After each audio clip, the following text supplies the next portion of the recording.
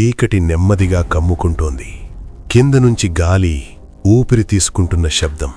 ఇనుప లిఫ్ట్ మెల్లగా కదులుతోంది. లిఫ్ట్ దిగుతుంటే భూమి పైభాగంలో ఉన్న వెలుగు ఒక్కొక్కటిగా కనుమరుగవుతోంది. ఇది ఒక సాధారణ ప్రయాణం కాదు.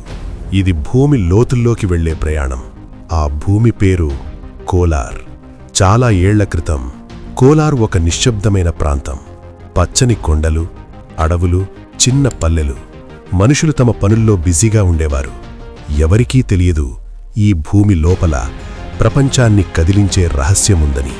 ఒకరోజు రాళ్ల మధ్య మెరుస్తున్న తళుకు ఒక మనిషి దృష్టిని ఆపేసింది. ఆ రాయిని చేతిలోకి తీసుకున్నాడు. సూర్యకాంతిలో తిప్పి చూశాడు. ఆ క్షణంలోనే అతనికి అర్థమైంది, ఇది సాధారణ రాయి కాదు, ఇది బంగారం.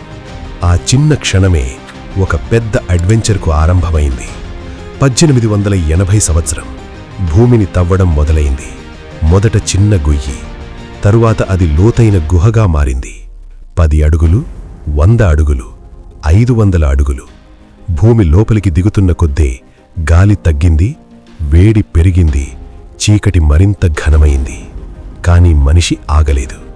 ఎందుకంటే ప్రతి అడుగు లోతుకు వెళ్లే కొద్దీ బంగారం దగ్గరవుతోంది. గనుల్లోకి దిగడమంటే ఒక వేరే ప్రపంచంలోకి అడుగుపెట్టడమే. అక్కడ సూర్యుడు కనిపించడు. కాలం ఎలా గడుస్తుందో తెలియదు. చిన్న తప్పు జరిగితే అదే చివరి క్షణమే. అయినా కార్మికులు ఇనుప లిఫ్టులలో 1000 అడుగుల లోతుకు దిగేవారు. వాళ్ల చేతుల్లో ఇనుప పనిముట్లు, కళ్లలో భయం కాదు, ఆశ. ఆ లోతుల్లో బంగారం మాత్రమే కాదు, వాళ్ల కుటుంబాల భవిష్యత్తుంది. కాలం గడిచింది. కోలార్ పేరు ప్రపంచం నలుమూలలకు చేరింది. Champion Reef, Oorgaum. ఈ గనులు ప్రపంచంలోనే అత్యంత లోతైన బంగారు గనులుగా గుర్తింపు పొందాయి. 3000 మీటర్ల లోతు. భూమి కంపిస్తోంది. మనిషి చెమటతో చరిత్ర వ్రాయబడుతోంది. 1902లో ఒక అద్భుతం జరిగింది. కోలార్లో విద్యుత్ వెలిగింది. అప్పట్లో భారతదేశంలో చాలా ఊర్లు ఇంకా దీపాల వెలుగులోనే ఉన్నాయి. కాని కోలార్ బల్బుల వెలుగులో మెరిసింది. ఈ అడ్వెంచర్కు వెలుగు అవసరం. చీకటిని ఓడించాలంటే కాంతి కావాలి. దేశానికి స్వాతంత్ర్యం వచ్చింది. ఇప్పుడు ఈ గనులు భారతదేశానికి చెందాయి. 1956లో ప్రభుత్వం భారత్ గోల్డ్ మైన్స్ లిమిటెడ్ అనే సంస్థను ఏర్పాటు చేసింది. పోరాటం కొనసాగింది.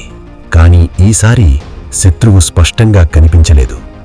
భూమి ఇంకా లోతుకి వెళ్ళాలి. బంగారం ఇంకా అరుదైంది. ఖర్చులు పెరిగాయి. ప్రతి అడుగు మరణానికి దగ్గరైంది. అయినా కోలార్ ఆగలేదు. ఈ గనుల్లోనే శాస్త్రవేత్తలు భూమి లోతుల్లో అద్భుతమైన కణాలను పట్టుకున్నారు. న్యూట్రినో కణాలు. కోలార్ ఇప్పుడు కేవలం గని కాదు, ఇది ఒక శాస్త్రీయ అన్వేషణ కేంద్రం. కాని కాలం ఎవర్నీ వదలదు. 1990ల నాటికి బంగారం తగ్గిపోయింది. ఖర్చులు భరించలేనంత పెరిగాయి. చివరికి ఒక కఠిన నిర్ణయం. 2001 ఫిబ్రవరి 28. ఆ రోజు లిఫ్ట్లు ఆగిపోయాయి. యంత్రాలు మౌనంగా మారాయి. ఒక ఊరు ఊపిరి ఆపుకున్నట్లుగా నిలిచిపోయింది. బంగారం అయిపోయింది. ఈరోజు కోలార్ గనులు నిశ్శబ్దంగా ఉన్నాయి.